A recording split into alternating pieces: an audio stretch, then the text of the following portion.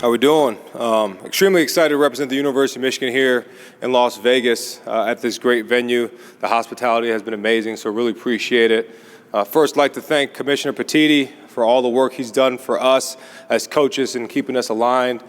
Special shout out to AJ Eves and what he's done for us behind the scenes. Not enough credit goes for him and what he does to support us as coaches. Next, thank our athletic director, Ward Manuel. I've been here, University of Michigan, 8 years, and the vision, the alignment, the things he's done for me personally, our program, our student athletes, and continues to do for me as the head coach in our program in this second year has been outstanding. Our coaches, our staff at the University of Michigan, so blessed to have you guys. Appreciate all the hard work you've done for us, and you continue to do every single day. Last, would be remiss if I didn't thank the most important people in our program, our players. You guys know how much I care about you and love you. Thank you for all the hard work that you guys do, all the things that you do for our program, for the university, and continue to do for our program. Special shout out to the 3 young men that we brought here. First, starting off with returning captain Max Bredesen, fullback, utility, heartbeat of our football team, tone setter for our football team, continues to do that on and off the field for us. Next, Derek Moore, edge rusher, number 8, been an impact player since the day he stepped on campus, continues to be a leader on and off the field.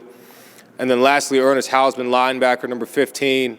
Talk about a selfless, disciplined young man that exemplifies everything we talk about when we talk about team over me. I want to thank our players' families, our coaches' families. We're very blessed to have the support of people in our program to help us on a day-to-day basis to make sure that we're super successful, not only physically but mentally. Appreciate everything they've done for us.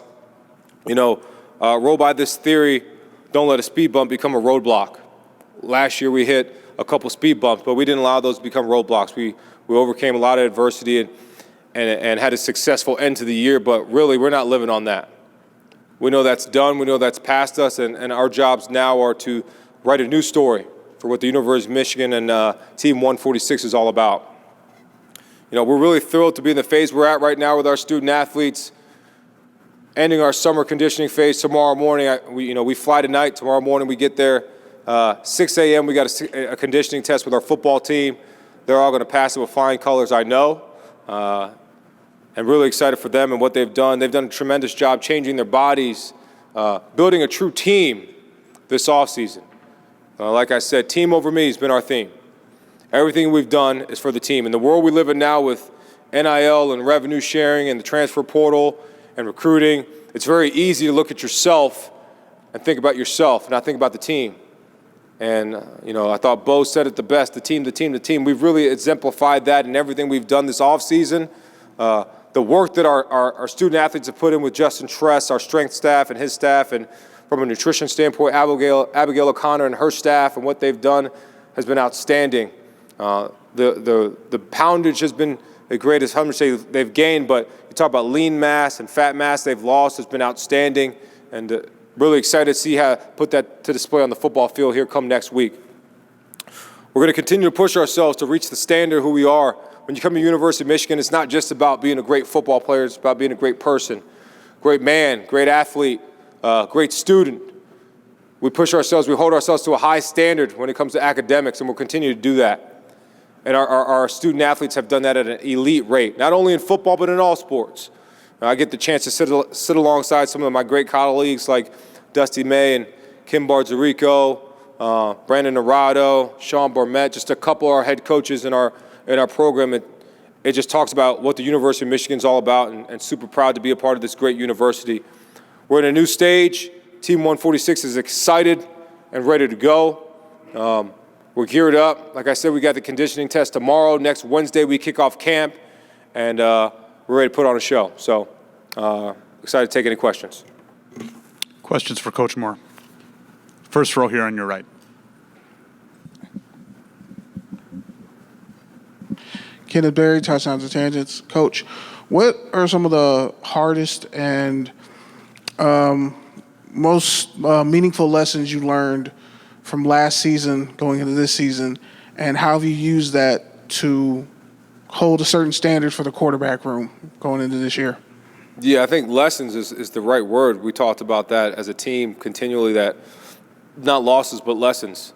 Take everything with a grain of salt, make sure you attack every moment, but really it's just stay in the moment. You can't worry about what happened yesterday, and tomorrow's not owed to you, so everything we do is what we can do to get better now. It's not just the quarterback room, it's every room. We're a team. It's not one person that wins or loses a game, it's a team. So for us, we've done a really good job of being a cohesive unit, and like I said, team over me, and gaining trust with each other and being arm in arm in this battle. So I think as a team, we're just going to be a better team this year. Questions for Coach?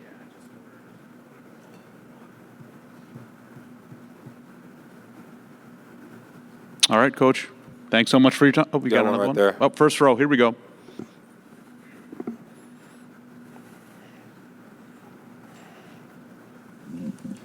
Good afternoon, Coach. AP Stidham of AP as we see it. Coach, you're going to be playing Oklahoma. Those two Blue Bloods have only met one time. What would that game mean for your team early in the season? Yeah, I think it's going to be a game that's going to be fun. It's going to be our first away game for our team.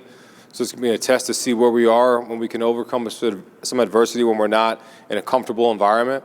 So it's going to test us. It's going to test us, the willpower of who we are and what we're going to be. But it's going to be a lot because it's going to be the next game. So it'll, hopefully you win the first game and you can get that. That means you'd be 2-0 and that's really what it would mean for the team. First row here on your right. Hey, Coach. Nick Hamilton, Nightcast Media. Just wanted to get your thoughts on Bryce Underwood. Where do you see his development, and how do you see him being acclimated to the season coming up? Yeah, I think he's grown every single day since he's been on campus. He's been with us since December, continues to do everything he can to be, one, the best teammate he could be, two, to be the best student he could be, and then three, to be the best football player that he can be and quarterback that he can be for our football team. And he does everything the right way. He makes sure that he attacks everything the best way. I literally just got off the phone with him, asking me what time he's got to be at the team meeting on Tuesday. So he wants to make sure he's on time to do everything right. So he's a great teammate, great kid, great young man. Jay and Beverly, his parents, have done an outstanding job raising him, but I could say that for all our student athletes at Michigan. Back to the first row here.